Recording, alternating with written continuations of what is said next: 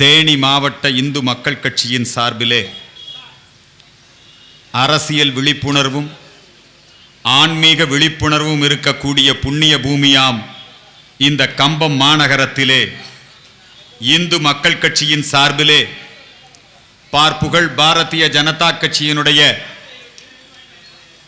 உலகத் தலைவன் உத்தம தலைவன் நரேந்திர மோடி அவர்களுடைய ஆட்சியின் 9 ஆண்டு கால சாதனைகளை உங்களிடையே எடுத்துரைப்பதற்காக இந்து மக்கள் கட்சி தென்னிந்திய ஃபார்வர்ட் பிளாக் இணைந்து இந்த ஒரு அற்புதமான பொதுக்கூட்டத்தை நடத்தி கொண்டிருக்கிறோம்.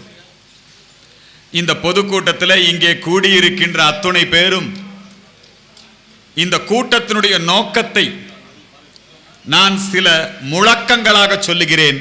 அனைவரும் என்னோடு திரும்ப சொல்ல வேண்டும். எல்லாம் நிமிர்ந்து உட்காருங்க. எல்லாரும் பிரார்த்தனை பண்ணிக்கணும். நாட்டில் நல்லது நடக்கணும். அதுக்காக நம்ம எல்லாம் பிரார்த்தனை பண்ணிக்கணும். மறுபடியும் 3வது முறையாக பாரத பிரதமர் நரேந்திர மோடியினுடைய ஆட்சி வர வேண்டும் என்பதற்காக பிரார்த்தனை செய்ய வேண்டும். நான் சொல்றேன், அப்படியே திருப்பி சொல்லுங்க. வாழ்க வாழ்க வாழ்கவே. சத்தமா சொல்லுங்க. வாழ்க வாழ்க வாழ்கவே. பாரத தாய் வாழ்கவே. வெல்க வெல்க வெல்கவே. ஹிந்து ஒற்றுமை வெல்கவே. சனாதனம் வெல்கவே. ஹிந்து தர்மம் வெல்கவே. வாழ்க வாழ்க வாழ்கவே. நமச்சிவாய வாழ்கவே. நாதந்தாள் வாழ்கவே. வெல்க வெல்க வெல்கவே. சிவசெங்கோல் வெல்கவே. நந்தி தேவர் வெல்கவே. சிவசெங்கோல் வெல்கவே. நாடாளுமன்றத்தில் இப்ப என்ன ஆட்சி நடக்குது தெரியுமா உங்களுக்கு? என்ன ஆட்சி நடக்குது நாடாளுமன்றத்தில்? இந்த பாண்டிய நாட்டில் கண்ணகி நீதி கேட்டு வந்தா.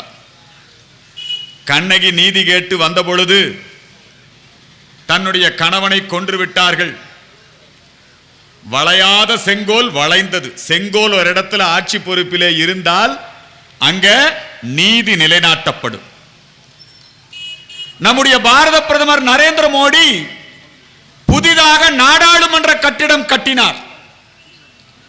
அந்த கட்டிடத்தினுடைய திறப்பு விழா, அந்த நாடாளுமன்ற கட்டிடத்தினுடைய திறப்பு விழாவிற்கு பாண்டிய மன்னன், சோழர்கள், சேர மன்னர்கள் எந்த ஆண்டவனின் பெயரால் செங்கோல் ஆட்சி நடத்தினார்களோ அதே போல இந்த பாரத நாட்டிலே செங்கோல் ஆட்சி வர வேண்டும் என்று சொல்லி அந்த செங்கோலை கொண்டு வந்து நாடாளுமன்றத்திலே வைத்தார். அந்த திறப்பு விழா நடந்தது. நம்ம சுவாமிகளை எல்லாம் கூப்பிட்டு மரியாதையை நிற்க வச்சு, இப்ப எங்காலு மு.க. ஸ்டாலின் அவர் முதலமைச்சராக பொறுப்பெடுத்துக்கிறாருன்னு வச்சுக்கோங்க, அல்லது ஐயா கருணாநிதி முதலமைச்சராக எடுத்துக்கிறாருன்னு வச்சுக்கோங்க, பாதிரியாரை பூரா கூட்டு உட்கார வச்சுக்கோம் இல்லையா? பொங்கல் பரிசுக்கு முதல்ல ஒரு கோசா போட்ட பொம்பளைக்கு, பாய் பொம்பளைக்கு தான் பொங்கல் பரிசை கொடுப்பான். ஆனால் இந்த நாட்டினுடைய சின்னம் காவி, இந்த நாட்டினுடைய தர்மம் இந்து தர்மம், இந்த தேசம் இந்து தேசம், அதை உலகத்திற்கு பறைசாற்றக்கூடிய வகையிலே நம்முடைய செங்கோல் ஆட்சி நடக்கிறது. முதல் சட்டம் என்ன போட்டார் தெரியுமா? செங்கோல் வந்த உடனே பார்லிமெண்ட் கூட்டம் நடக்குது. பார்லிமெண்ட் கூட்டம் நடக்கும்போது நம்ம ஜனாதிபதி அம்மா யார் தெரியுமா? ஒரு வனவாசி சமூகத்தை சார்ந்தவர்கள். திரௌபதி முர்மு அம்மா பேரே பாருங்க, திரௌபதி. திரௌபதி யாரு? பாஞ்சாலி இல்லையா? அந்த திரௌபதியினுடைய பெயரை கொண்ட நம்முடைய ஜனாதிபதி பெண்மணி வர்றாங்க. அவங்களுக்கு முன்னாடி செங்கோல் வருது. வந்து கூட்டம் துவங்குது. துவங்கின உடனே முதல் சட்டம், இந்த 40 வருஷமா ஏமாத்திட்டு இருந்தானுங்க பொம்பளைகளை. 40 வருஷமா யாரை ஏமாத்திட்டு இருந்தானுங்க? பெண்களுக்கு 33% இடஒதுக்கீடு. இந்த கனிமொழி என்னங்க, இந்த திமுக, அதிமுக, காங்கிரஸ், கம்யூனிஸ்ட் எல்லாமே பெண்களுக்கு இடஒதுக்கீடு கொடுக்கிறேன்னு அந்த சட்டத்தை கொண்டு வருவான். ஆனா பார்லிமெண்ட்ல அந்த சட்டத்தை நிறைவேற்ற மாட்டான். இந்திய திருநாட்டின் புதிய நாடாளுமன்ற கட்டிடத்திலே செங்கோல் முன்னிலையிலே முதல் சட்டமாக பெண்களுக்கு 33% இடஒதுக்கீடு. முதல் சட்டம். பொம்பளைகளுக்கு 33% இடஒதுக்கீடு கொடுத்தது மட்டுமல்ல, பெண்களுக்கு, தாய்மார்களுக்கு பாரத பிரதமர் நரேந்திர மோடியினுடைய ஆட்சியிலே எந்த திட்டம் என்றாலும் பெண்களுக்கு தான் முக்கியத்துவம். கொரோனா காலத்தில் எல்லா பெண்களுக்கும் 500 ரூபாய் கொடுத்தாரு தெரியுமா? கொரோனா காலத்தில் எப்படி கொடுத்தாரு? எல்லாரும் டோக்கன் கொடுத்து திமுக ஆபீஸ்ல போய் வாங்கிக்க என்ன சொன்னாரு? நேரடியாக பெண்களுடைய வங்கி கணக்கிலே 500 ரூபாய் வரவு வைக்கப்பட்டது. அத்தனை பேருக்கும் அங்கிருந்து பட்டணத்தனை போயிடும். நம்முடைய பிரதமர் நரேந்திர மோடியினுடைய ஆட்சியிலே 2 லட்சம் பெண்களை லட்சாதிபதிகள் ஆக்க வேண்டும் என்பதற்காக மகளிர் சுய உதவி குழுக்களை துவக்கி அவர்களுக்கு வங்கி கடன்களை வழங்கி இந்த 9 ஆண்டுகளிலே 2 கோடி பெண்களை லட்சாதிபதிகளாக மாற்றி இருப்பது நரேந்திர மோடியினுடைய ஆட்சி. இப்ப தேர்தல் வாக்குறுதி என்ன தெரியுமா?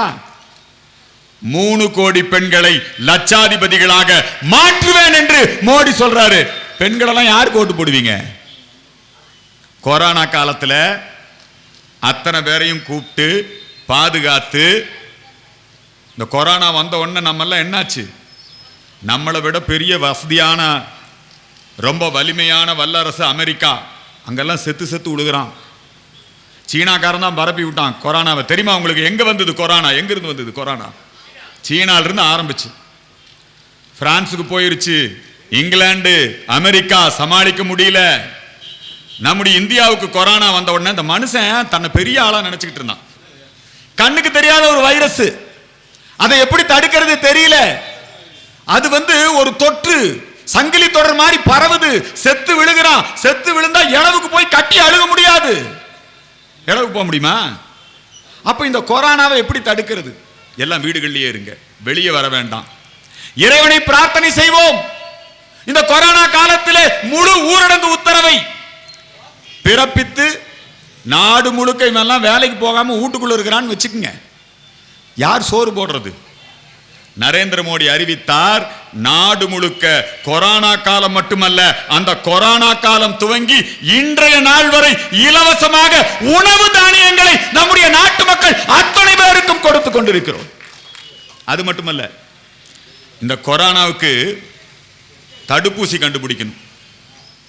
அமெரிக்கா, ரஷ்யா போன்ற நாடுகள் அவர்களால் கூட முடியவில்லை. நம்முடைய இந்திய மருத்துவர்கள், இந்திய விஞ்ஞானிகளை வைத்து நம்முடைய நாட்டிலேயே கொரோனா தடுப்பூசியை கண்டுபிடித்து, கொரோனா தடுப்பூசி கண்டுபிடிக்கிறான் உடனே கம்யூனிஸ்ட்காரன் துண்டை உதறிட்டு எந்திரிக்கிறான். நீ எப்படி கண்டுபிடிக்கலாம்?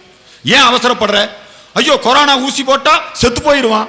இந்த விவேக்னு ஒரு நடிகர் இறந்து போயிட்டாருங்க, கொரோனா ஊசி போட்டு தான் செத்து போயிட்டான்ட்டான்.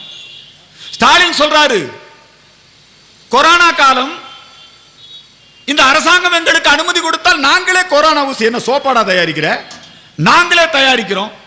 எங்களுக்கு சீனா கிட்ட இருந்து கொரோனா தடுப்பூசி தடுப்பு உபகரணங்களா வாங்க. என்னங்க இந்த கம்யூனிஸ்ட்காரன் ஒரு ஊசி அதை கண்டுபிடிக்கிறதுக்கு விட மாட்டேன்ட்டான்.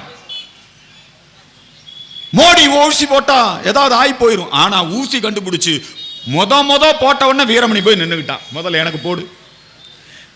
முத ஸ்டாலின் போய் போட்டுக்கிட்டாரு. முத மோடி போட்டுக்கிட்டாரு.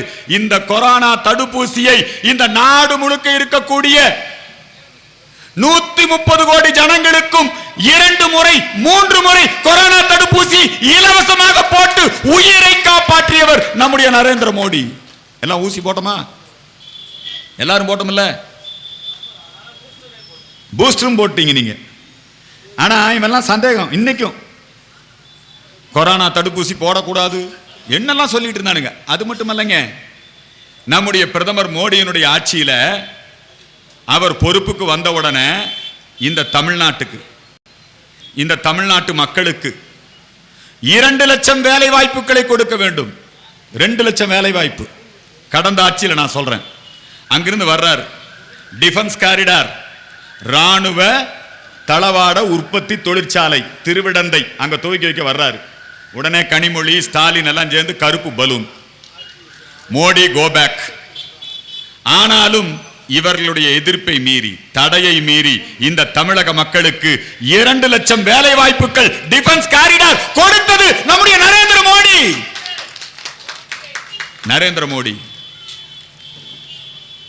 நரேந்திர மோடியினுடைய ஆட்சிக்கு முன்பாக காங்கிரஸ் கட்சியினுடைய ஆட்சி காலத்திலே, கருணாநிதியுடைய ஆட்சி காலத்திலே, திமுக ஆட்சி காலத்திலே, அதிமுக ஆட்சி காலத்திலே நம்முடைய மீனவர்கள் இலங்கையிலே சுட்டு கொல்லப்பட்டார்கள். மீன்பிடிக்க போனா சுட்டு போடுவான். 500க்கும் மேற்பட்ட துப்பாக்கி சூடு சம்பவங்கள், நம்முடைய மீனவர்கள் பாதிக்கப்பட்டார்கள்.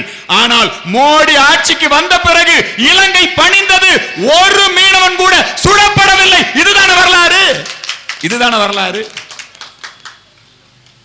பிரதமர் மோடியினுடைய ஆட்சி தமிழ்நாட்டிலே புயல், மழை, வெள்ளம், அந்த புயல், மழை, வெள்ளம் வந்த பொழுது, அதுவும் சமீபத்தில் சென்னையில வந்துங்க, அங்க ஒரு நல்ல மேயர் வச்சிருக்காங்க. அந்த அம்மா என்ன பிரியா இல்லைங்களா, பொழுது போகலன்னு வச்சிருக்கானா என்னன்னு தெரியல.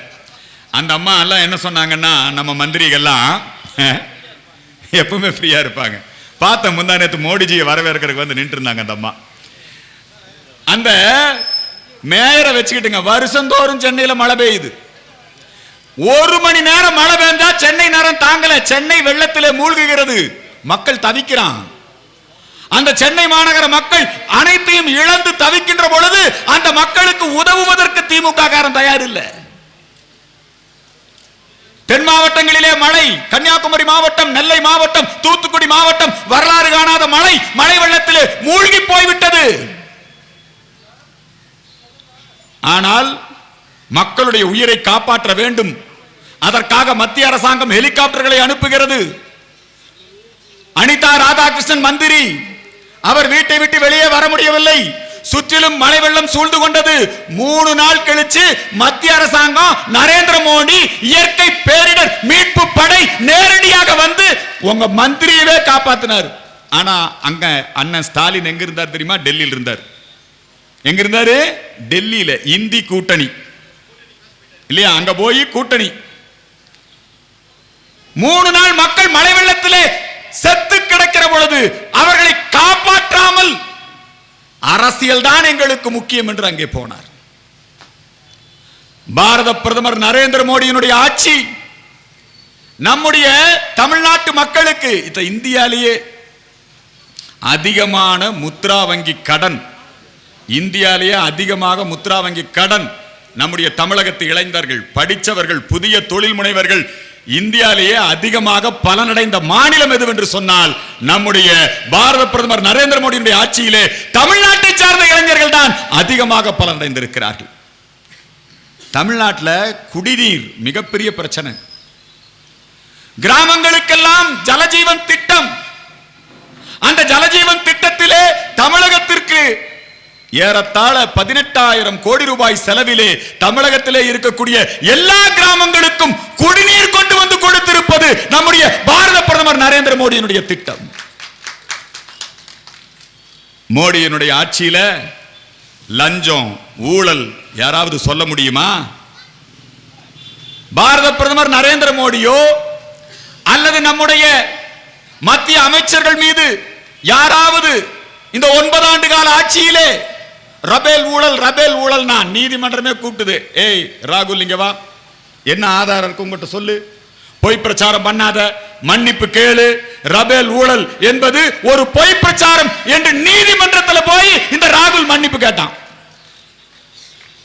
எந்த குற்றச்சாட்டும் ஊழல் குற்றச்சாட்டே கிடையாது. ஆனா இங்க எங்காளு அண்ணன் மு.க. ஸ்டாலின் பொறுப்பெடுத்துக்கிறாரு. 2 வருஷம் ஆட்சி.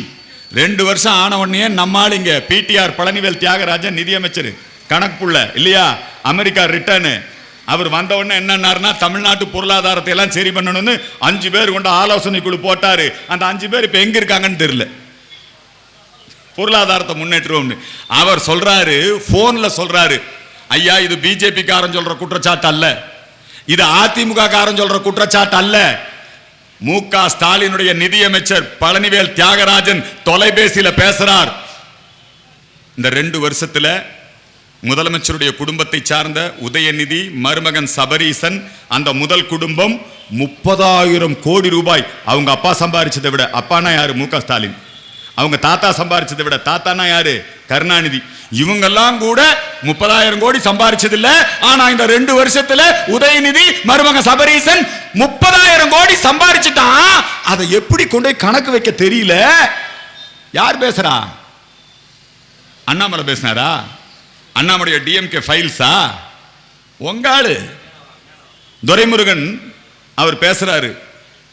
என் கட்சிக்காரனே என்ன போட்டு கொடுக்குறாயா, திமுக காரனே போட்டு கொடுக்குறான். துரைமுருகன், நீங்க இந்த மணல் திருட்டுங்கிறது சாதாரணமா நினைக்காதீங்க. கனிம வள கொள்ளை, மணல் கொள்ளை, அதுவும் பாலாற்றிலே, வேலூரிலே. மூத்த அமைச்சர் துரைமுருகன். துரைமுருகன் சொன்னா உங்களுக்கு புரியாது. துச்சாதனம் துரைமுருகன். ஜெயலலிதா சேலைய புடிச்சு இழுத்தான் பாத்தீங்களா, அந்த துரைமுருகன்.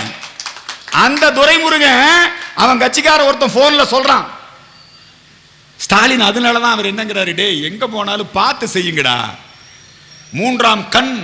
இந்த சிசிடிவி திமுக காரனுக்கு மிகப்பெரிய விரோதம். இவன் போய் ஹோட்டல் கடையில, இட்லி கடையில சாப்பிட்டு காசு கொடுக்க மாட்டேங்கிறான். மாநாடு நடத்தினா தூக்கிட்டு போறான். எல்லாமே இப்பெல்லாம் நேரடியா வந்துருது. உங்களுக்கு தெரியுமா, சேலத்துல மாநாடு நடந்தது. அவங்க மாநாடு உதயநிதி மாநாடு இல்லையா? அந்த உதயநிதி மாநாட்டில் நல்ல பாடல்லாம் போட்டிருந்தாங்க, கொள்கை பாடல். இப்ப நீங்க ஒரு பாட்டு பாடினீங்க. அங்க என்ன பாட்டு தெரியுமா? ரா நு காவாலையா இல்லையா? அதான் பாட்டு. உதயநிதி மாநாடு. அங்க பிரியாணி அண்டாவை தூக்குறது என்ன, அரிசியை தூக்குறது என்ன, வாழை மரத்தை பிச்சுட்டு போறது என்ன, இல்லைங்களா? இது உதயநிதி மாநாடு. ஆனா நம்முடைய பார்ப்புகள் பாரதிய ஜனதா கட்சியுடைய எண்மக்கள் யாத்திரை நிறைவடைந்து பல்லடத்திலே பாரத பிரதமர் நரேந்திர மோடி வருகிறார். இந்த தமிழக சரித்திரத்திலேயே, வரலாற்றிலேயே 5 லட்சத்திற்கும் மேற்பட்ட மக்கள் கூடி வரவேற்றார்கள். எங்காவது டிராபிக் ஜாம் இருந்ததா? எங்காவது உணவு வழங்குவதில் பிரச்சனை இருந்ததா? குப்பை இருந்ததா? எண்மக்கள் யாத்திரை போகும்போது பின்னாடியே ஸ்வச் பாரத். மோடி வந்த உடனே துவங்கின திட்டம் தூய்மை இந்தியா திட்டம். இந்த நாடு முழுக்க ஏறத்தாழ 50 கோடி கழிப்பறைகளை கட்டி கொடுத்து தூய்மை இந்தியா திட்டம். இவன் என்ன பண்ணா தெரியுங்களா? தமிழ்நாட்டில் கழிப்பறைய கவர்னர் போய் எட்டி பார்த்துட்டு இருந்தான். அது ஒரு திமுக பொம்பளை விட்டு ஒரு கம்ப்ளைண்ட். கவர்னர் கழிப்பறையை எட்டி பார்த்துட்டாரு. யார்? இதுக்கு முன்னாடி இருந்தார் பன்வாரிலால் புரோஹித்னு ஒரு கவர்னர். நம்முடைய நல்ல திட்டங்களை எல்லாம் கொச்சைப்படுத்துவது, கேவலப்படுத்துவது. நம்முடைய தமிழகத்திலே இந்த மணல் கொள்ளை, லஞ்ச ஊழல் 60,000 கோடி ரூபாய். யாருங்க? துரைமுருகன். உங்களுக்கு தெரியும், டாஸ்மாக் மந்திரியா இருந்தார் செந்தில் பாலாஜி. இந்த செந்தில் பாலாஜி மேல லஞ்ச ஊழல் குற்றச்சாட்டை சொன்னது யாரு? செந்தில் பாலாஜி, 10 ரூபா பாட்டில் பாலாஜி இல்லையா? இந்த செந்தில் பாலாஜி அவர் அதிமுக அமைச்சராக இருந்த பொழுது எதிர்க்கட்சி தலைவர் மு.க. ஸ்டாலின் அப்ப போக்குவரத்து துறையில எல்லாருக்கும் வேலை வாங்கி தர்றேன்னு எக்கச்சக்கமா காசை வாங்கிட்டாரு. அந்த குற்றச்சாட்டை கொண்டு வந்தது திமுக.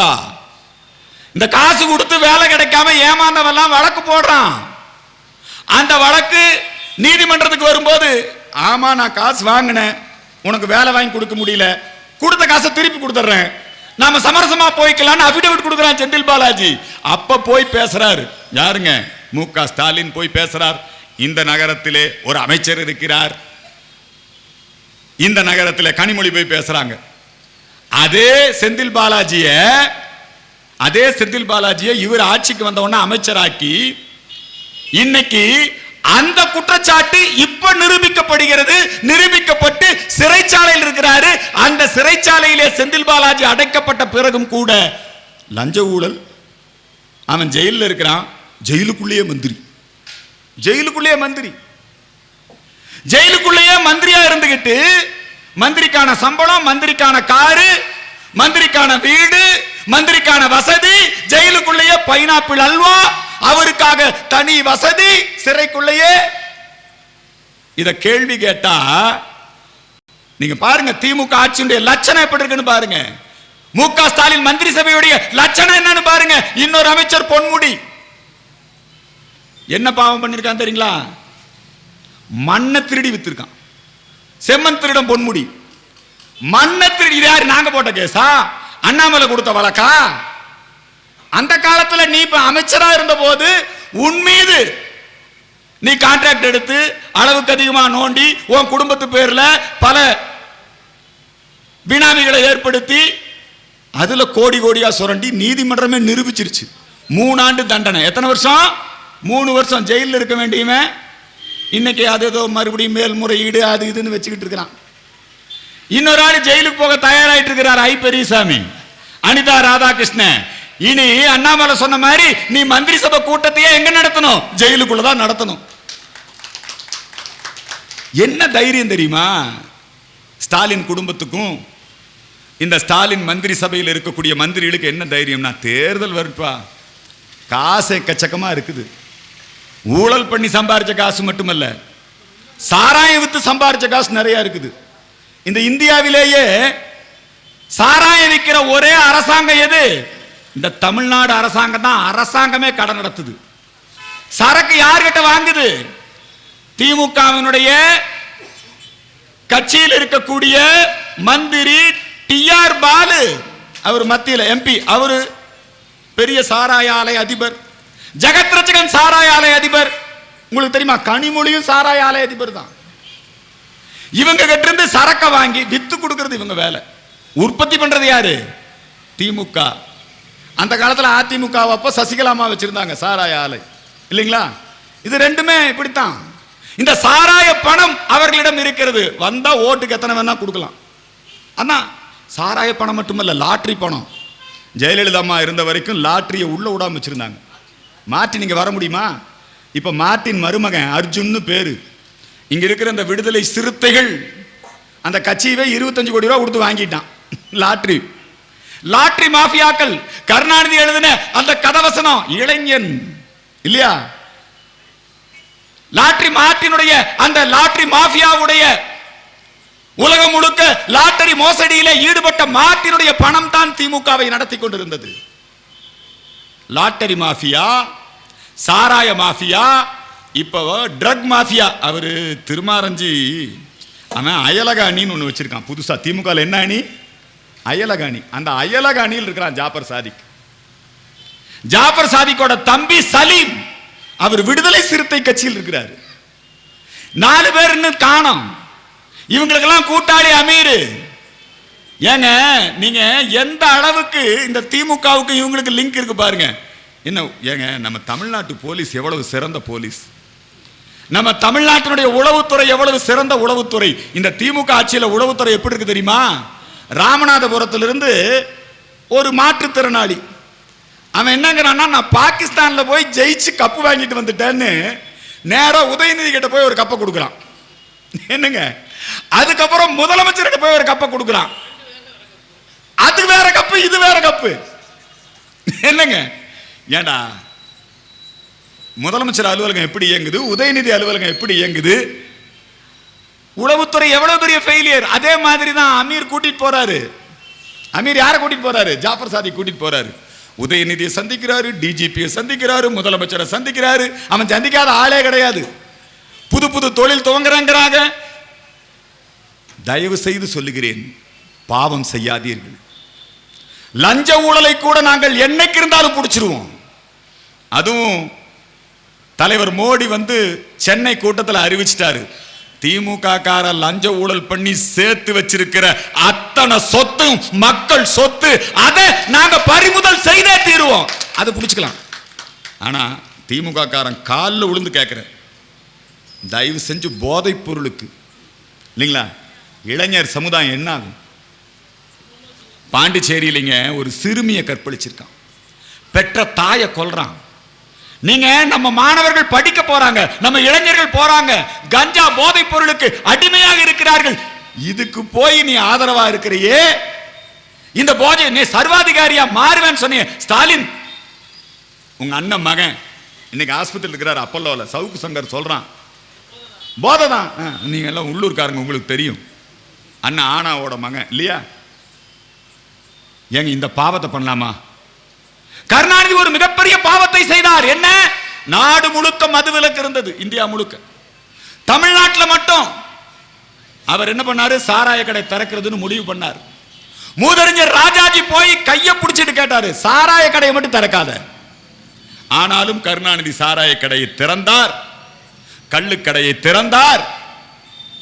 இன்னைக்கு சாராயம் வித்து அந்த பணத்துல தான் கவர்மெண்ட். சாராயத்தை எப்படி எல்லாம் மார்க்கெட் பண்ண முடியும்? ஏடிஎம்ல விற்கலாமா சாராயம்? இல்லையா? ஏடிஎம்ல விற்கலாமா, பேக்கெட்ல விற்கலாமா, டோர் டெலிவரி கொடுக்கலாமா? சாராயத்தை எப்படி விற்கலாம்? எங்க அண்ணன் முத்துசாமி பழைய அதிமுக காரரு, அவர் இப்ப செந்தில் பாலாஜி உள்ள போனதுனால அவர் மந்திரி. குடிகாரன் சொன்னா கோச்சுக்கிறாரு. இந்த காலையிலேயே வந்து குடிக்கிறவங்களை குடிகாரன் சொல்லாதீங்க, அவங்க எல்லாம் மரியாதைக்குரியவங்க. என்னங்க அநியாயமா இருக்குது? தமிழ்நாடு இந்தியாவிலேயே நாங்களா சொன்னோம் விதவைகள் அதிகமாக வாழுகின்ற மாநிலம்? யார் சொன்னா? கனிமொழி. இப்ப கனிமொழி கூட்டத்தில் 100,000 ஒருத்தர் மேல ஏறி உட்கார்ந்துட்டான். எப்படிங்க நம்ம வருங்கால சந்ததியை நினைக்க வேண்டாமா? நம்ம குடும்பத்துல ஒருத்தர் இப்படி போதைப் பொருளுக்கு அடிமையாகி மாட்டிக்கிட்டா நம்ம என்ன பண்ணுவோம்? நம்ம குழந்தைங்க மாட்டிக்கிட்டா நம்ம என்ன பண்ணுவோம்? இந்த பாவத்தை மட்டும் பண்ணாதே, நீ என்ன வேணா அரசியல் பண்ணு. வருங்கால தலைமுறை இப்படி பண்ணலாமா? உங்களுக்கு எவ்வளவு நல்ல வாய்ப்பு கிடைச்சிருக்கு. உங்க அப்பா முதலமைச்சர், நீங்க முதலமைச்சர், அடுத்து உங்க மகா அமைச்சர், உங்க குடும்பமே ஆளுது. உங்க குடும்பம் மாதிரி எல்லா குடும்பமும் நல்லா இருக்கணும்னு நினைக்கணும் இல்ல? உன் குடும்பம் மட்டும் வாழ்ந்தா போதுமா? இது நியாயமா? பாரத பிரதமர் நரேந்திர மோடியை பாருப்பா, அவங்க அம்மா இறந்துட்டாங்க. எங்க ஐயா பெருந்தலைவர் காமராஜர், எங்க ஐயா முத்துராமலிங்க தேவர், இந்த தமிழகத்தினுடைய முதலமைச்சராக இருந்த உத்தமர் ஓமந்தூரார், அவங்க எல்லாம் எப்படி வாழ்ந்தாங்க? முதலமைச்சர் அப்படின்னா அந்த அமைச்சருக்கு உண்டான ஒரு வீடு கொடுப்பாங்க, ஒரு கார் கொடுப்பாங்க. அந்த அமைச்சருக்கு உண்டான, பிரதமர்னா அதுக்கு ஒரு வீடு. கருணாநிதி மாதிரி சின்ன வீடு, பெரிய வீடு, பல வீடு கிடையாது. இன்னைக்கு நம்முடைய பிரதமர் அவர் வீட்டில் அந்த 9 வருஷமா இருக்காரு. பிரதமர் இல்லத்துக்கு ஒரு நாளாவது அவங்க அண்ணன் தம்பி போயிருக்காங்களா? பிரதமர் இல்லத்துக்கு ஒரு நாளாவது அவங்க அம்மா போயிருக்கா? அந்த அம்மா 100 வயது வாழ்ந்த அந்த அம்மா, மோடிஜி போய் அந்த அம்மாவுக்கு ஒரு பாத பூஜை பண்றாரு. பண்ணணும்னு அந்த அம்மா சுருக்கு பையிலிருந்து ஒரு 100 ரூபா பணத்தை எடுத்து மோடிஜி ஜோப்பில் வைக்கிது. டேய், நீ எங்க இருந்தாலும் நேர்மையானவனாக இருக்க வேண்டும். அவங்க தான் பாரத தாய், அவங்க தான் எங்க அம்மா. ஒரு நாளாவது மோடிஜி அந்த அம்மாவை கூட்டிட்டு போய் டெல்லியில் ஒரு விமானத்தில் கூட்டிட்டு போனாரா? நீ என்ன பண்ற? துபாய்க்கு குடும்பத்தோட போற, மூலதனங்களை ஈர்க்கிறேன்னு. நீ போறதுக்கு முன்னாடி மருமகன் போயிடுறான், மகன் போயிடுறான், குடும்பத்தை ஸ்பெயினுக்கு போறாரு.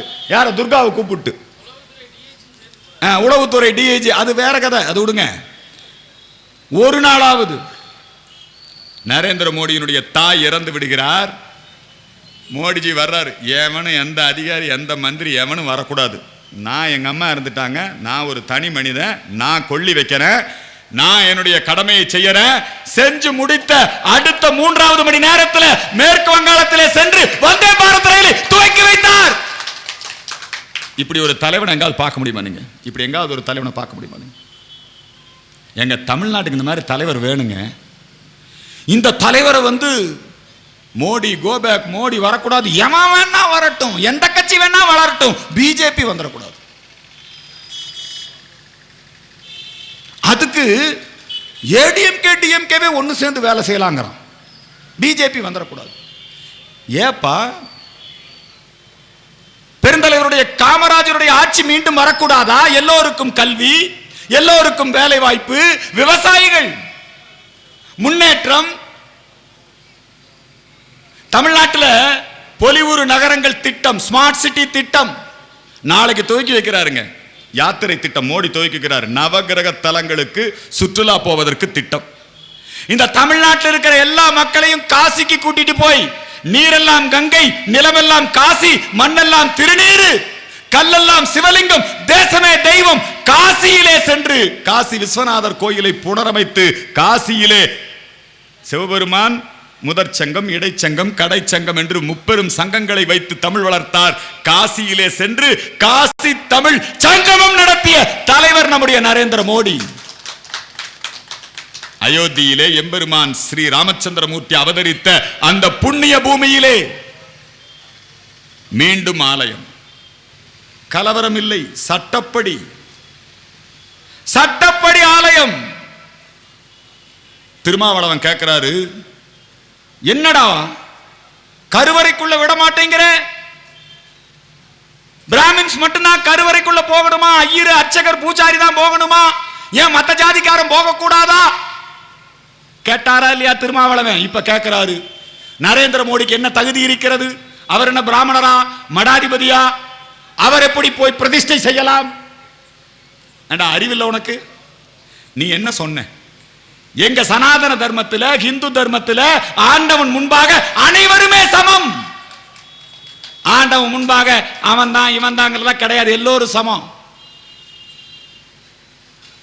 பிராண பிரதிஷ்டைன்னா என்ன அர்த்தம் தெரியுமா? பிராண பிரதிஷ்டை, பிராணன் என்ன? உயிர். பிராணன் என்னமா? உயிர் தானே. அந்த பிராணன் உயிர். நம்முடைய இந்துக்களுக்கு, பக்தர்களுக்கு கடவுள் என்பது உயிர், ராமன் என்பது உயிர், ஜெய் ஸ்ரீராம் என்பது உயிர், ராம் ராம் என்பது உயிர்.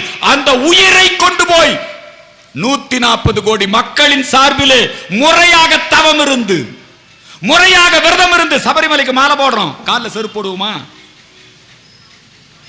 சைவ உணவு தானே சாப்பிடுவோம், தரையில தானே படுப்போம் இல்லையா? ராம் நம்முடைய சாமியே சரணமையப்பா. அதே மாதிரி நரேந்திர மோடி ராமன் எங்கு தவம் இருந்தானோ அந்த சித்திரக்கூடத்திலே வெறும் தண்ணி மட்டும்தான் குடிச்சிட்டு இருந்தார். ராம நாமத்தை முணுமுணுத்துக் கொண்டிருந்தார், முறையான பூஜைகளை செய்தார், பயிற்சிகளை செய்தார். ஒரு ஒரு மக்களுடைய பிரதிநிதியாக அவர் தனி மனிதன் அல்ல.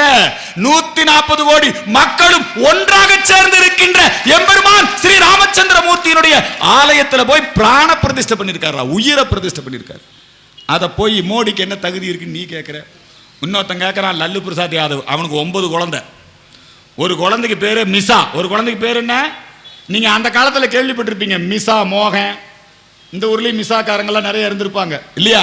மிசா பாண்டியன், மிசா கருணாநிதி, மிசா ஸ்டாலின், மிசா சிட்டி பாபு, எல்லாம் மிசான்னு ஒரு சட்டம் போட்டு இந்த திமுக காரனை பூரா இந்திரா காந்தி அம்மா பிடிச்சி உள்ள வச்சிருச்சு, ஸ்டாலினை பிடிச்சி உள்ள வச்சிருச்சு.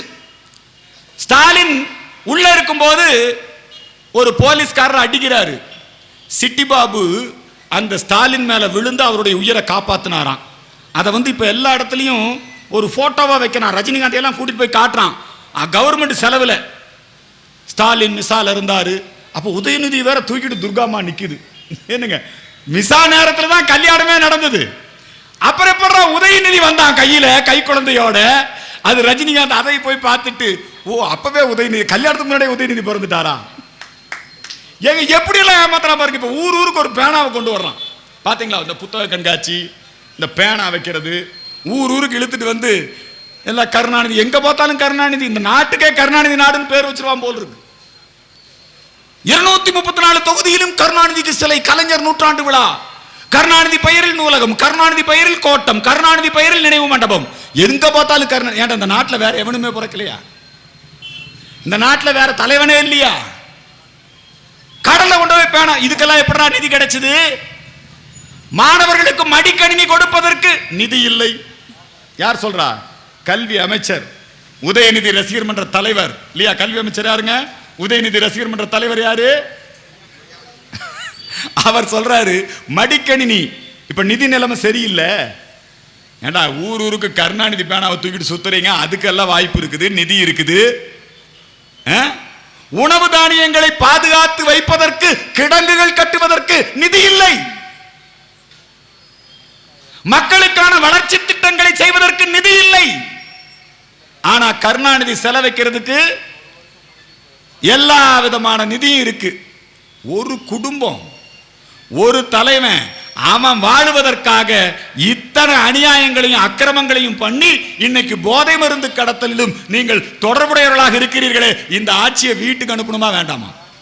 இந்த ஆட்சிக்கு நீங்க தண்டனை கொடுக்கணுமா வேண்டாமா? என்னெல்லாம் பொய் சொல்லி ஆட்சிக்கு வந்த?